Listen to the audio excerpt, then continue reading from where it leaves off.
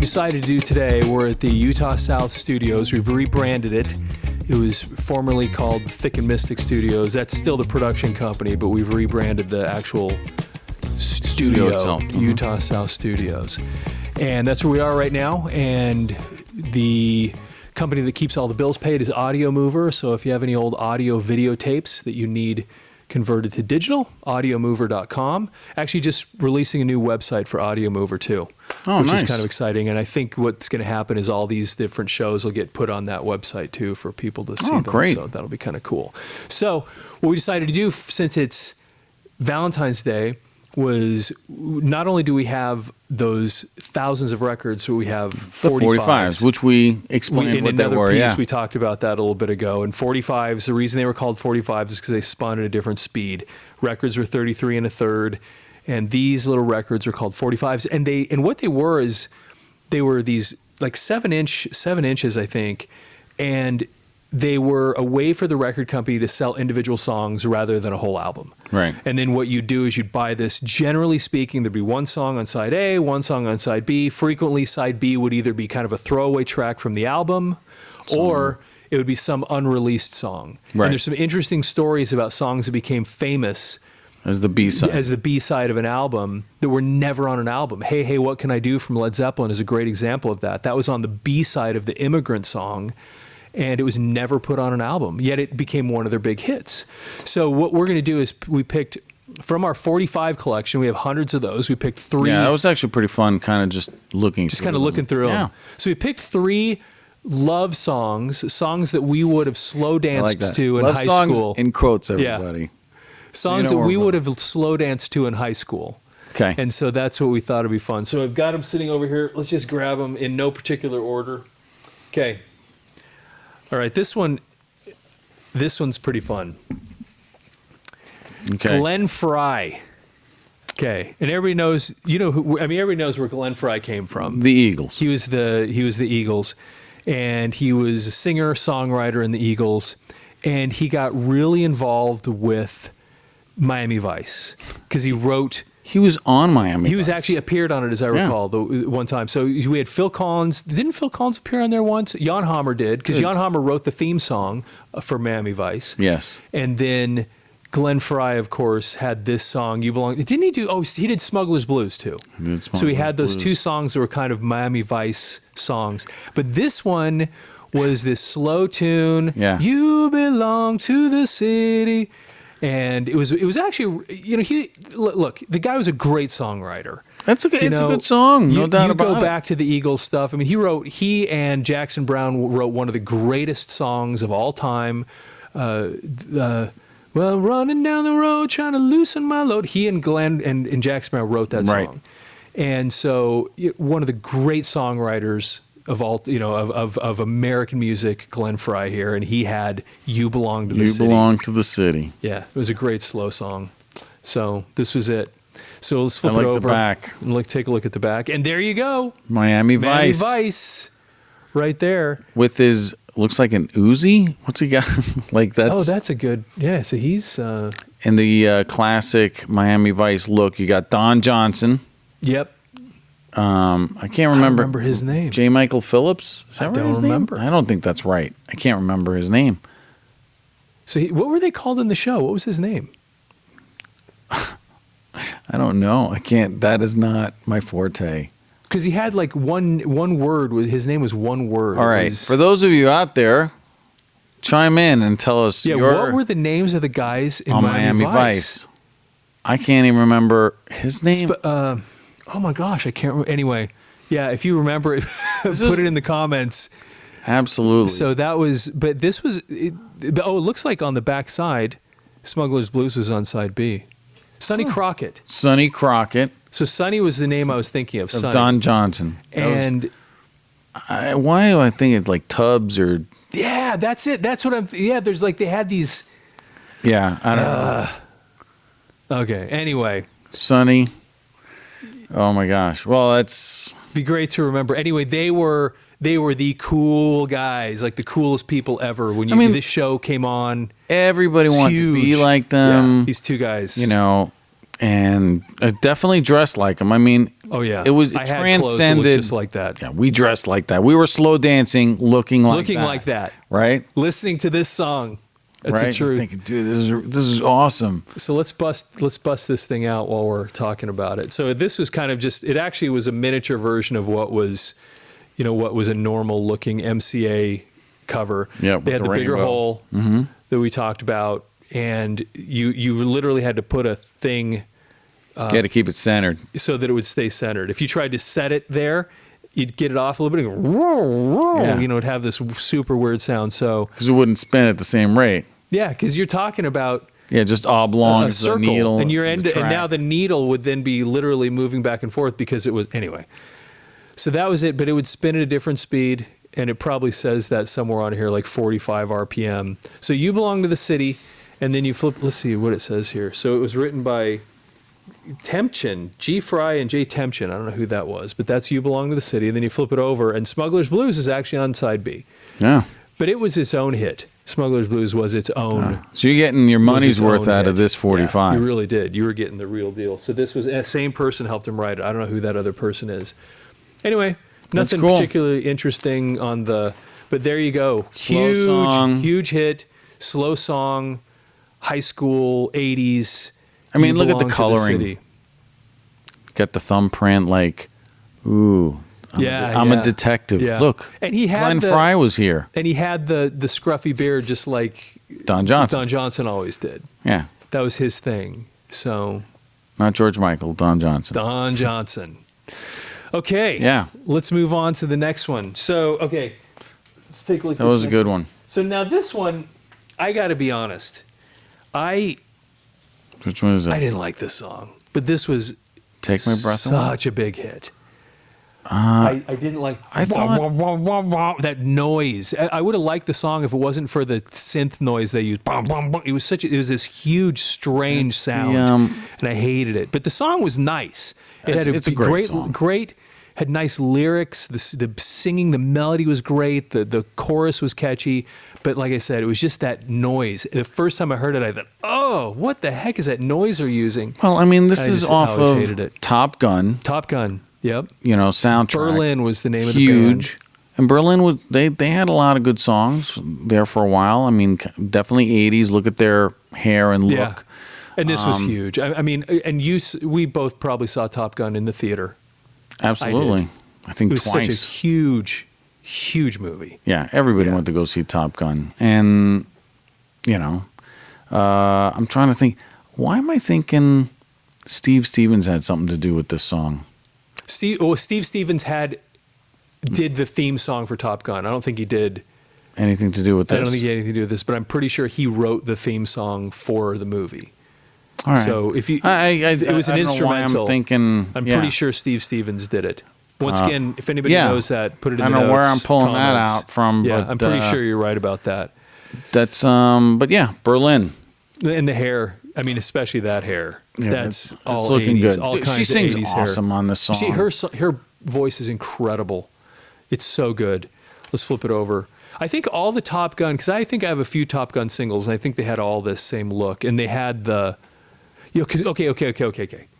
Danger Zone was the theme, but there was here it is.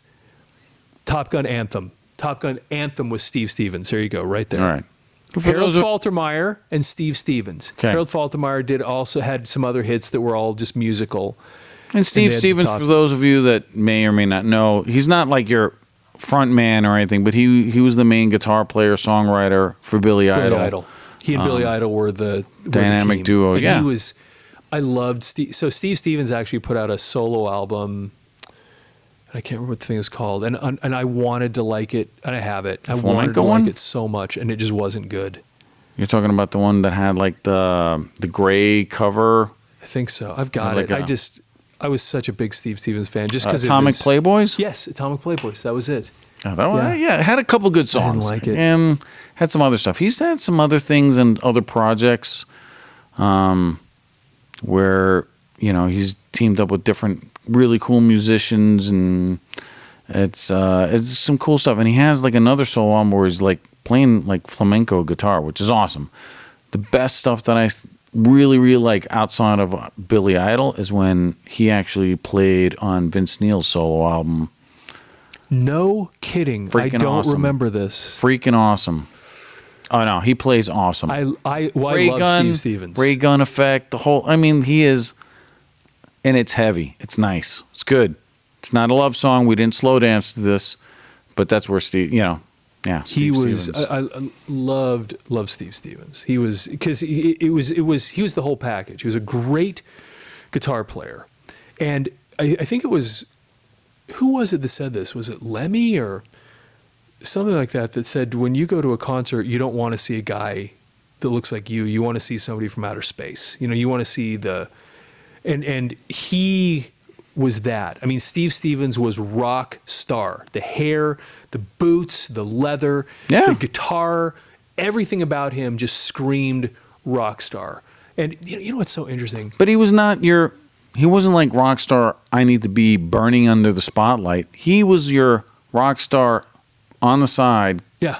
That was like complimenting, obviously, a great frontman in Billy Idol. Billy Idol, one of the best. And so, it takes a certain, I think, awesome persona to really do that and compliment that. So I think that's really and he pretty complimented awesome. him so much. I mean, he became. I mean, actually, what was the? I mean, he actually was on the album cover. Rebel Yell. I mean, he was. I think he was on the album cover with Billy Idol because they were like, even though it was Billy Idol, that was the album. Yeah, Steve Stevens was such an important part of it. That and his image and everything was a really big deal. So take my breath away. Let's bust this out and see what's on the flip side of this one. So this is all Columbia right here. So there's Berlin, Take My Breath Away, Love Theme from Top Gun, written by, I wouldn't know their names anyway, G. Moroder and T. Whitlock. It'd be interesting to see if they were. Too bad we don't have our fact checker here to tell us if they're the ones in the band. Yeah, Steve, where you at? I know, Steve's sick. Our fact checker. And then this other one, I don't have a Giorgio. Was this somebody that was on the album? But I think it's cool in the marketing side that you have that they're promoting all the other songs on the Top Gun. That must have been from theme or Top Gun movie. You know what I mean? Because I mean, back in those days, movie soundtrack. Oh, you know what this was? Yeah, you're right. A lot of them did. This looks like it says by Giorgio Moroder, featuring Joe Pizzuio, Radar Radio. But interestingly, he wrote "Take My Breath Away." So this may not have been on the Top Gun theme album. This looks like a guy that wrote "Take My Breath Away," just one of his other songs, maybe. So, I don't know. It's interesting. Yeah. He's the producer of this song. He wrote and produced it, it looks like, of Take My Breath Away. But how often did we dance to Take My Breath Away? You know what? This is one I'm pretty sure that even young people today have heard this song. It was so big. And like I said, I like it. It was, I didn't like the sounds they used, but it was a beautiful song. And I'm sure I slow danced to this many, many times. So back in high school. Along with, what was the Bon Jovi one that everybody requested? Oh my gosh. Yeah, we talked about that in one of the other episodes, didn't we? Never Say Goodbye. Was that one? Oh man. I don't think that was the one, but that was. That's another one. That's another Bon Jovi. Okay, so then last one. I loved this. Obviously, was one of the greatest songs. Like, just a great song. Everything about this. Edge used what's called an EBow. You ever heard of that before? An EBow? It's a little thing you put on your guitar, and it makes the strings sound like violin strings almost. But they're like vibrating. Yeah, it makes them vibrate. So all that little whiny, almost stringy stuff that you hear at the beginning is Edge with one of these little things called an EBow. Edge is brilliant. I mean, what guy that's thinks outside the box. I mean, he's a guitar player, but he's also somebody that's creative. We talk about artistry. I mean, he looks and plays a guitar, and I think it's evolved over the years to where he just does things that are just really cool. Listen to Bruce Springsteen inducting them into the Rock and Roll Hall of Fame, talking about him, and he nails it. Like this guy, what he does with the guitar, and it was because he treats the guitar. No one played it like he did. No. It was almost like he got handed this instrument with no direction. And then he figured out unique things to do with it. That figured out. And I think the trial and error part is what makes him unique, because early on when you listen to U2, October, Boy albums, even War, he's still playing pretty traditionally with as a guitar player would, right? Not flashy. New Year's Day. Not really. But he started adding that echo and the delay. Unforgettable Fire, all that kind of stuff that started coming out. I really think that this song's off Joshua Tree, right? Yeah. And this song's amazing and huge. And if you have ever watched Friends, and when Rachel and Ross get together, this is this is on Friends, but I don't think that's the right. I'm thinking of Chris Isaac. What's that song? Oh, yes.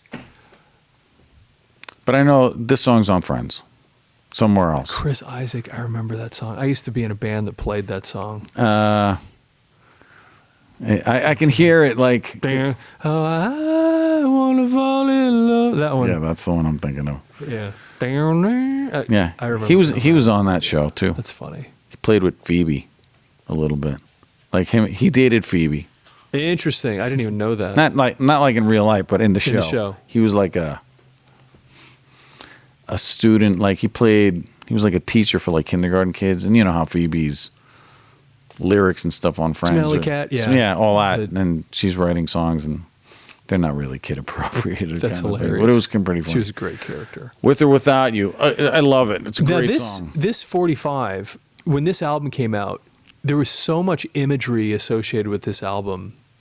The album cover, the black and white with, I think Bono's head was to the side, and they had and then the black and white tree, and they kind of traveled across America, and they had all this kind of Western imagery and everything that they did. And they released a bunch of singles from this album that all had this same theme. It was really cool. And I bought 3 of, I think there were 4, and they each kind of featured a different person on the front. That's cool. So, and I have a few of them. So it's almost like a collection of eclectic pictures taken, like obviously from a photo shoot, and put in somebody had some marketing campaign thought behind it, right? So these things looked cool. I mean, just the imagery here, the way it's laid out, it was so well thought out, the way this was put together. One thing I think I loved this. I do like about U2 is that they are always packaged as a unit, as a band, and it's always at a really cool high level, Yes. It just kind of gives you like, these guys are a unit. They are one team, one band, us against the world type of thing. And I think that's what makes them, even to today, I mean, they're awesome. I mean, and you look at them, and they're still together. And you can't even imagine them with another player. Like, it would be like you just couldn't. It would be wrong. No, I mean, obviously the Edge and Bono, they've done little different things. But I mean, you could not take one of these guys out and put somebody else in. No, this is one of those other bands you'd think you couldn't do that, like Kiss and some others, where it seems sacrilegious that they did it. Mm-hmm. Not only couldn't they do it, I don't think they would. I think if one of those guys died, they'd be like Led Zeppelin. Done. We're done. That's it. It's over. 25% is missing. We're not going to recreate it. We're not going to keep going. Yeah. So they are super interesting that way. And so let me take a look here. Yeah, it is really cool. Because, I mean, they had how many singles off this album? This is interesting. So they had... Oh, Brian Eno produced this? Is that right? Yeah. I don't know why I didn't And know he's that. From... Recorded by Flood. I forgot about Flood even existed. That's right. It is going back a ways. But. Yeah, hang on just one second here. I'm going to double check this and make sure we're still going. I need to double check that again in 3 minutes. Okay. So, Flood. So With or Without You is side A, written by U2, and side B on this one actually has 2 songs, and it's Luminous Times, Hold On to Love, and Walk to the Water.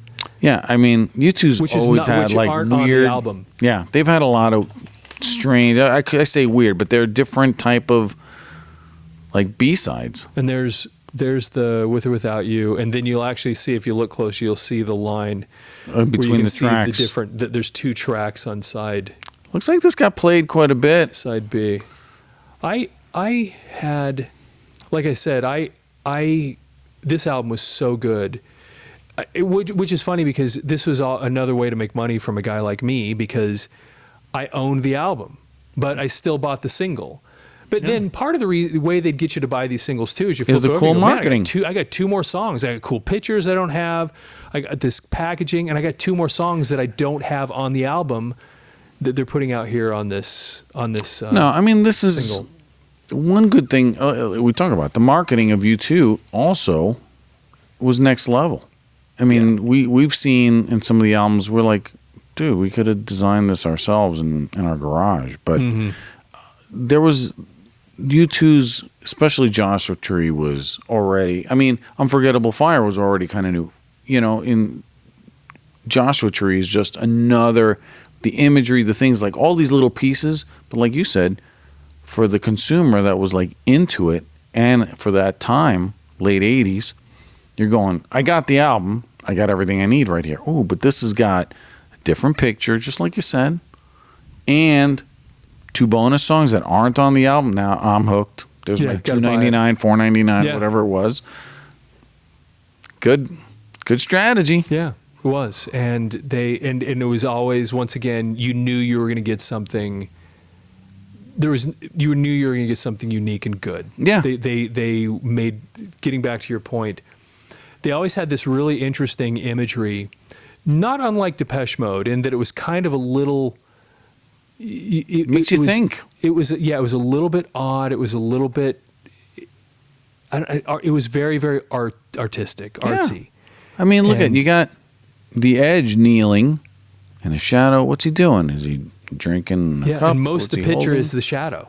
Right? I mean, it's definitely got an artistic edge. Yeah. Not edge. The artistic edge. The edge. Yeah. No, he's got an artistic thing to it. So it is kind of cool that way.